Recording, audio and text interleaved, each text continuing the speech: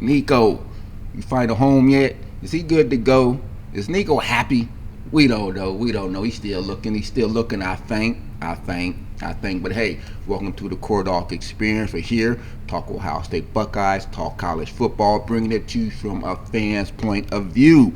So if you're feeling what you're hearing, please hit that like button and please subscribe. Help a brother out. I grew a lot in 2024. Trying to keep going here in 2025. So let's just get right into it.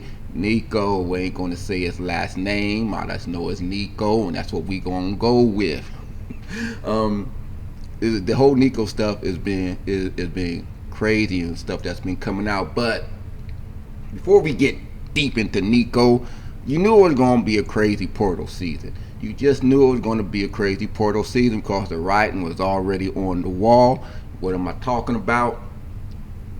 Go back no further than the championship game. I swear the confetti could not have. Did they get back to Columbus first? Did they even get back to the Columbus before the rumors started going around about what JJ was being offered? I'm gonna put an emphasis on offered, just to enter the portal. That's what the rumors was. JJ was being offered a lucrative deal just to enter the transfer portal. I mean, they're still getting the confetti out their hair and stuff. You know, the confetti that ended up in those rings. That was some pretty nice bling. But you knew it was going to be crazy when the news started circulating that JJ was being offered a grip of money to enter the portal.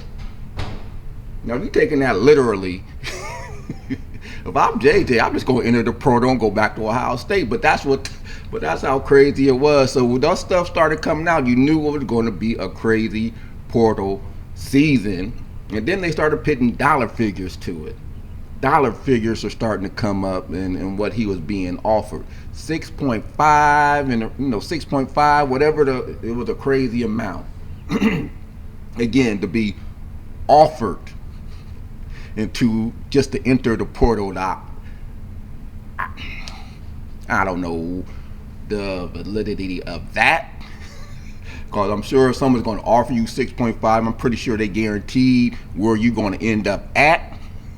But the rumors was he was just being offered to enter the portal. So I'm like, wait a minute.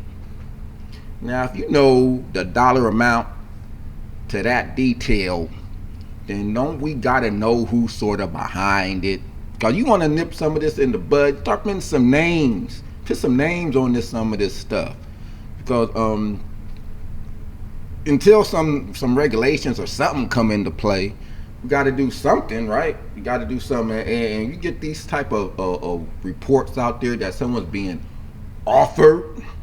I got to just emphasize offered, because that just sounds crazy. Because even though you offering somebody, don't mean they're going to end up with you. I'm just saying. But yeah, he's being offered $6.5 million to enter the transfer portal. So I'm like, where the name? Don't throw that out there and don't know. You got to know the name. You got to know what agency, somebody who's throwing these dollars around to get someone just to enter the portal. If you know it's 6.5 million, damn it, you ought to know who doing it, you know? You ought to know who picking up 6.5 million just to offer someone to enter the portal with no guarantees he's going to end up at your school. Unless this is that. Who knows? So I'm thinking that for real. Who offering this money? So finally, supposedly, rumors, it was Georgia. Again, rumors. Yeah, I'm just saying, it's what I heard.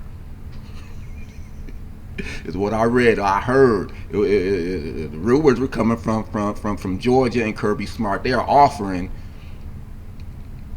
Jeremiah to enter the portal. They're offering Jeremiah to enter the portal. I don't know. Maybe they still mad about us getting Justin Fields and how his career played out for us.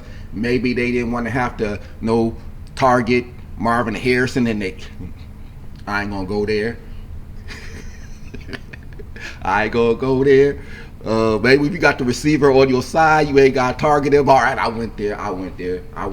But hey, if you got the receiver on your team, you ain't got to target him, right? But anyway, that was the thing. They offering, and that was the rumors.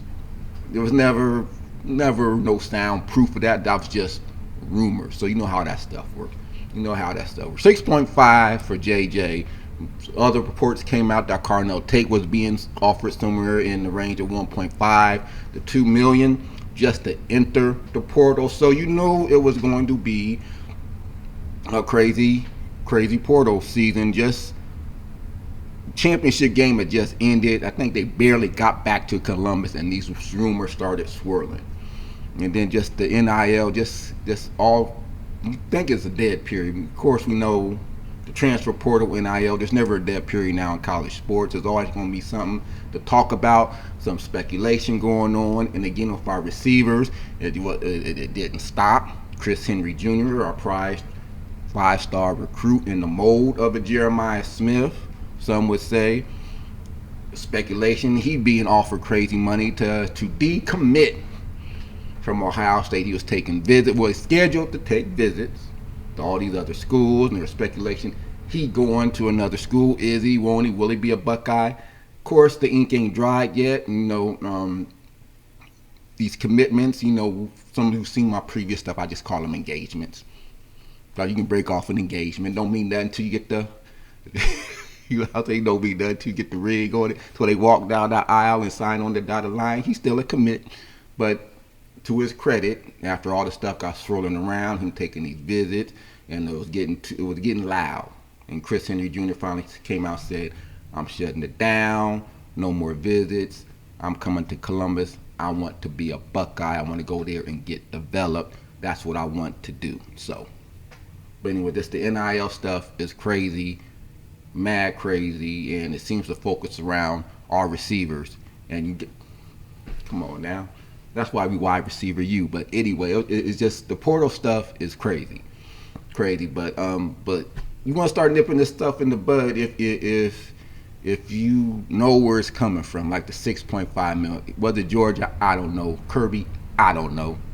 But when you get to that specificity in specifics in terms of the dollar amount, there got to be some. They got to be able to put some names to some of this stuff. Start diming them out, start calling them out, and maybe, just maybe, until some legislation comes into place, you just shame them into not doing it anymore. But who knows? It's cutthroat. It's cutthroat.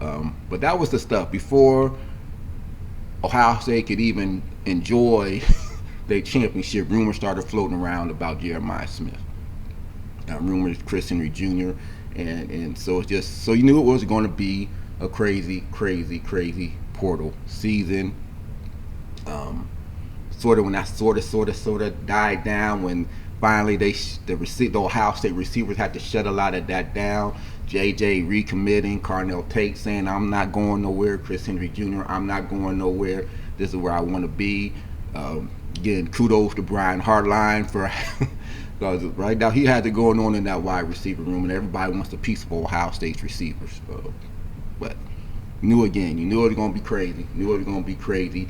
Which brings us up to Nico now and what's going on here at Tennessee. And I watch other stuff, like I said, I watch all the other podcasters and all the other stuff with some of these other programs, and just in general try to keep my eyeball on what's going on. Of course, I'm more in tune than what's going on with the Ohio State, but the Nico stuff is just fascinating. And the more you went down that rabbit hole, the more stuff you were seeing about this. First and foremost, when it first started speculating he might leave for whatever reason that later became relevant, but when the first story started breaking, was being mentioned that he was going to leave, one of the first programs that came up for some reason was Ohio State. Now, I don't know, in this day and age, you mention Ohio State, you're going to get a bunch of clicks. So I don't know if the person just said Ohio State just so you can start getting some clicks, but I don't know. But put the Ohio State rumor out there, and it spread like wildfire. Because in a way, it would sort of make sense. Will Howard moved on. They got a bunch of talented but unproven freshmen or underclassmen. Julian Saying being one. Lincoln, and then goes Tavian St. Clair, but no, talented, unproven. Nico got a year under his belt, starting. But that's the rumor broke. Nico to Ohio State. And it was interesting because I think prior to the spring game, when Ohio State finally decided to have the spring game, Ryan Day had put out a message anyway. I'm pretty sure it predates all the Nico stuff. If it didn't, then I'm glad he did. Either way, I'm glad Ryan Day did what he did. He said, my starting quarterback heading into the 2025 season under center is already on the roster when we line up to play Texas. Now, if it plays out that way, it's yet to be seen, but he did say that before the spring game. Following the spring game, I'm pretty sure he's even more confident now, because we all heard the stuff going into the spring game. Julian did not look all that good. I think after a spring game performance, it's sure to shut some of that down, but you can see where some of the stuff was coming from. Julian saying, talented but no experience. Lincoln, in his last start against Missouri, was disastrous, let's be honest. He did not look good. And then Ohio State, the history of bringing in Will Howard. So, you sort of got the pattern there where they brought in Will Howard. They got a championship caliber team. They're bringing in Will Howard. He has experience versus the other guys on the roster. Hence the Nico rumors. He has year experience over the other guys on the roster. Ohio State seems like a good fit, fits his style. Boom, there it is. The rumors and the spread. Still, even after Ryan Day came out and said his stuff, people still speculate it's Ohio State. After the spring game, I'm pretty confident now when what Ryan Day said. But the Nico stuff was just getting ridiculous, and I'm glad, like I said, I'm glad Ryan Day did and said what he did, because for a couple of things here, because you can't get into a pattern of always bringing in a quarterback through the portal. Other positions maybe, but for the quarterback, you can't. To me, long term, you can't do that. Will Howard was a special situation, I believe. Like I said, Devin Brown transferred out. Had Devin Brown show he could stay healthy, which was his problem to me. He could never stay. In the limited amount of time Devin Brown played while he was out of Ohio State, he couldn't stay healthy. Missouri, that was his chance to showcase. He got knocked out in the first series of the game, first or second series, and that led to Lincoln. Like I said, I don't know if they didn't prepare Lincoln for any duty, but Lincoln looked terrible. So I can see why they went out and got a quarterback last year. And I see why they were in the portal last year for someone like Will Howard, who had experience. Because what we had coming back, there just wasn't nothing. Devin Brown couldn't stay healthy, and Lincoln looked bad. So I can understand why they went out and got Will Howard. This year, I think it's a different scenario, different circumstances. You don't need a quarterback. You gotta trust your recruiting. You got all these 5 stars. Julian, Lincoln, like I said, for what it's worth, he was a high school player of the year. He just needs experience, or whatever happened that Missouri game. He looked bad, but he has 3 years, 2-3 years in the program now, and you got another 5-star in St. Clair. So you can't keep going out and getting quarterbacks in the portal, because at some point those quarterbacks are not going to want to come here if you're just going to go out and get a quarterback in the portal. Case in point, Brady Edmonds, I believe. He's all lined up to come in. Are we going to keep him if we keep going to the transfer portal? Who knows? He might leave. Aaron Nolan, he left. Understandably so, because he was down on the pecking order. But you can't keep going to the portal, because at some point these 5-star quarterbacks are not going to commit to come here. And so far, Brady Edmonds is sticking true to his commitment to Ohio State, so we will see how that played out. But again, I'm really glad Ryan Day shut it down and said our quarterback's on our roster, so stop the Nico nonsense. We don't want him. a hard no. We'll see. And I think he's moved on because I said rumors have popped up. If he hasn't already signed with UCLA, that's where he's leaning from what I understand. But we don't know until we know with Nico, because Nico is what a lot of folks have come to warned us about the portal in a way, and Nico's become the poster child for some of that. And just him holding out, college quarterback holding out for a better NIL deal, as the story, as like I said, you go down the rabbit hole, and this is what it has become. It seems like in the free agency, NIL free agency, particularly at the quarterback position, like no different than the NFL. Nico apparently was not happy with the deal that he held out for to begin with. That's why he switched to UCLA to begin with. I think he started at UCLA, if I understand correctly, to go to Tennessee. Tennessee played his year. He was more buddy. I don't know. I guess he figured that his one drive, his second quarter against Ohio State, garnered him more money heading into 25 to the 2025 season. You know, I looked really good in that second quarter. Y'all can just dismiss the rest of the game, but that second quarter, I looked really good against Ohio State. I want more money. I don't like my NIL deal anymore because the only thing we had going against Ohio State was me, myself, and I. So give me more. That's how I was being portrayed. It was even said that he threatened to sit out the game. That's what the reports were. The reports coming out, he threatened to sit out the CFP game if they did not renegotiate his NIL deal. Again, the truth behind, I don't know, but that's what some of the reports are coming out. He threatened he was not going to play. He was not going to play the CFP playoff game if this deal was not renegotiated.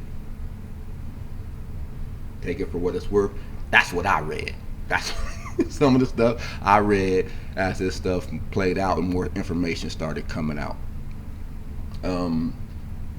It's just crazy. Again, and he's got, like with the JJ case, it's like someone apparently offered Jeremiah to enter the portal. In this case, reports started coming out that folks weren't coming to Nico. Nico was going to them. Nico was going to them, if you want to believe some of the coaches. And this all started when he got, I guess, you know, when Carson Beck was the poster child for the deal he got in Miami. Nico got in his head, hey, I want some more money too. I had me a good quarter against Ohio State. My stats game-wise may not have been all that good, but I had a good quarter against Ohio State. I want more money. Carson getting that money. Some of these other quarterbacks are getting that money. I want my money. I want to renegotiate. And if you want to believe folks, they were the ones reaching out when Tennessee would not play ball. Tennessee's like, nah, we ain't gonna do that. So apparently he started reaching out. And if you want to believe some of these coaches, to my point earlier, like who's doing what? Who's saying what? Who's doing what? Give me some names. So apparently, you want to believe Dan Lanning, Coach Lanning from Oregon, you know, the one that played around with the 12-man rule, you know, and got away with it and got his karma in the Rose Bowl. But that Dan Lanning, if you want to believe him, Nico's folks reached out to him. Not the other way around. They reached out to him again. And he reported it. He said, they contacted me. I don't know if he's doing it for self-preservation. I don't know, but he let it be known. We didn't contact them. They contacted me. So you can believe what you want, but that's what Coach Lanning has said, that Rico reached out to him sniffing for a NIL deal. So to Dan Lanning's credit, if you want to give him credit for that, I don't know. Leave that up to y'all. If y'all want to give him credit for snitching and saying, hey, he reached out to us. not the other way around. Like I said, wild west. It's going back and forth, back and forth. Wild west. I ain't reach out to them. Don't come sniffing at me. If reports come out, I'm gonna get in front of this. Nico's folks reached out to me, not the other way around. Not the other way around. So again, it's crazy. The portal stuff is crazy. We knew it was gonna blow up, but this quick. I mean, it's getting crazy, and because some of these players, they think they have the leverage, and I guess Nico thought he had the leverage based off his. I guess he had a decent season. Tennessee fans, if you happen to watch this, you can let me know. What was his season like in general? Because I just saw him how he looked against Ohio State for a good process. Seen some of the other Tennessee games, but I really got to see him against Ohio State, and let's face it, they did not look that good. The team in general didn't look that good, and like I said, Nico had his one good quarter. Was that more indicative of how he played out the season, or is that I don't know. Let's leave that for the Tennessee fans. Do you think he warranted to renegotiate his NIL deal based off the season he had? What excuse the Ohio State game, because we saw what Ohio State did to everybody in the playoffs. So we will excuse Nico for his Ohio State performance, but was Nico worthy of a renegotiated NIL deal based off the season he had? And apparently the Tennessee brass did not think so. Fans may have a different take, but the Tennessee brass did not think so. They called us bluff. If you want to, it's the best, simplest way to put it. They called us bluff. Rumors started circulating. Like I said, Ohio State's name popped up. More recently, some other names have popped up, and I see he's being linked to UCLA. Again, I can't confirm that's if it's a done deal. In this day's portal, you never know what's a done deal, because once you think it's a done deal, something comes up and the person's on the move again. Oh yeah, like Wild West, y'all. Tight end. Tanner Cozy, I don't know, Tanner. Tight end from Ball State, transferred from Ball State to Wisconsin. Didn't like it. Portal opened back up. He in the portal again twice in the same offseason. We got to put a stop to that. I mean, I'm all for players transferring, but come on now. Come on. That grass may not always be greener. Stop looking for greener pastures. Stop looking for greener. Ask Sam Williams-Dixon. He came out and said, I got me some bad advice. He entered the portal. Didn't like what he saw, or what was he seeing, or his options. I don't know. But he decided, you know what? I'm removing my name from the portal. I'm going to stick it out at Ohio State. Might be some more competition with the folks they bringing in, but I think in the long run, I'm better off at Ohio State. And like, something got to be done. Something got to be done with this NIL stuff, this portal stuff. And until the NCAA does put some regulations in there, you're going to have you can have stuff like this. And you can have players thinking they have leverage. And until coaches or whoever start pushing back, you got Lanning snitching, saying, nah, it ain't that. This is you. It ain't on us. This ain't coming back on us. And you got coaches like Cristobal, Super Mario, trying to get Miami back on the map. Miami ain't been the. I'm sorry, I got a little tangent. Miami ain't been the same since we beat them. Since we beat them way back in the day, Miami still trying to get back. I just never seen where one game that's derailed the program as much as Ohio State upsetting Miami did back in the day. But that's another story. But Super Mario Cristobal said, hey, if players want to keep playing that game, we're not going to ante up, because this is the NCAA, college sports. You got a pool of players. Like, there's always going to be somebody else. I mean, JJ, Jeremiah Smiths, they're a rare breed. But for the most vast majority of college players, there's always going to be somebody else. And in Nico's case, especially at quarterback, there's going to be somebody else. There's always going to be somebody else on the college level that can come in and play. to a level that's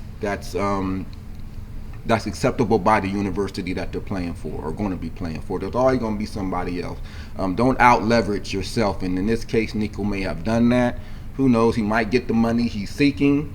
You got a desperate enough program out there. They might just ante up. But who knows? Like I said, UCLA has been in the forefront. Like I said, I'm not sure. I've tried looking for stuff to see if it was confirmed.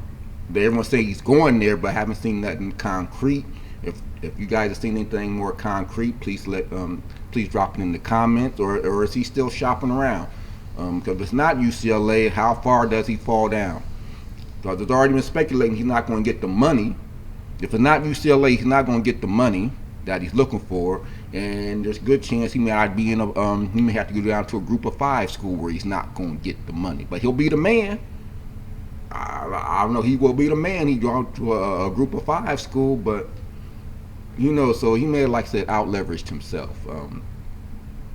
But it's just see how all that plays out in the Nico madness. But I'm glad the Ohio State rumors died down. I think the spring game alleviated a lot of that for Ohio State fans, because a lot of fans did not want Nico to begin with, because they remember the performance against Ohio State in the playoffs. Like, no, dog, we take our chances with Julian Sand.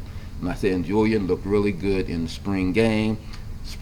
I know, but he looked good. You got to develop your young talent, or you're going to stop getting these 5-star recruits to commit to come to the Ohio State University. You got to develop your folks when you get the opportunity to do so. And I think this is a good year to do that. We don't need a Nico when you got a Julian, because I think the upside for Julian is higher than the upside for Nico at this point.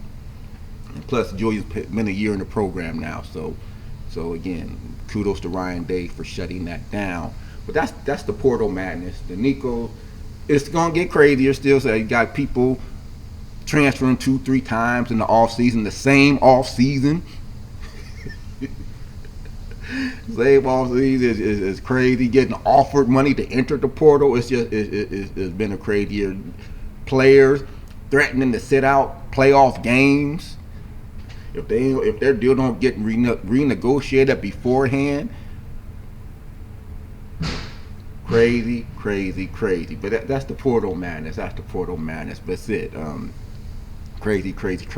But before I get out of here, I gotta throw a shout out to Buckeyes. I not just Ohio State football. I keep my eyes on all the sports going on at Ohio State, and you gotta give a shout out, Buckeye Nation. You gotta give a shout out to the men's tennis program. Yes, I'll be remiss if I did not mention them.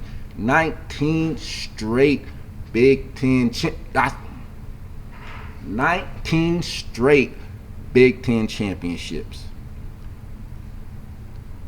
This is tennis, I know, but 19 straight is still 19 straight.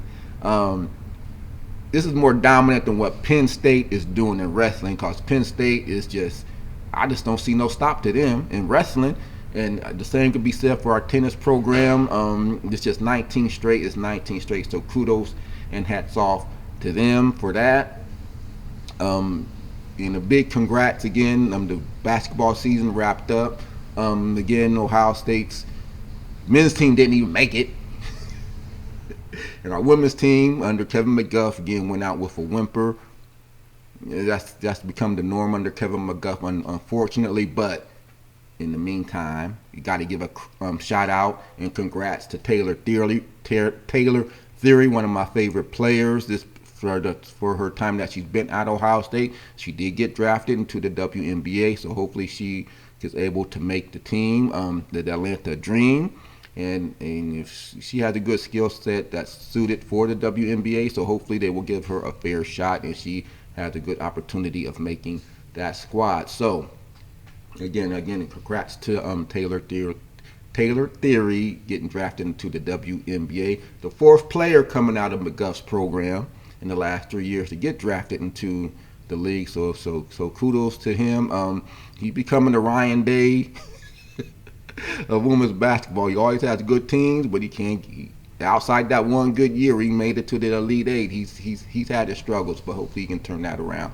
But anyway, I just had to recognize our men's tennis program and Taylor Theory getting drafted into the WNBA. And Portal Madness, what are your guys' takes on the Portal Madness? Think about Dan Lanning snitching them out. Is Nico just crazy? Is he just the exception, or is this going to be the way going forward with this Portal Madness and this NIL stuff? But until next time, you know what to do. OHIO, go Bucks. I'm out.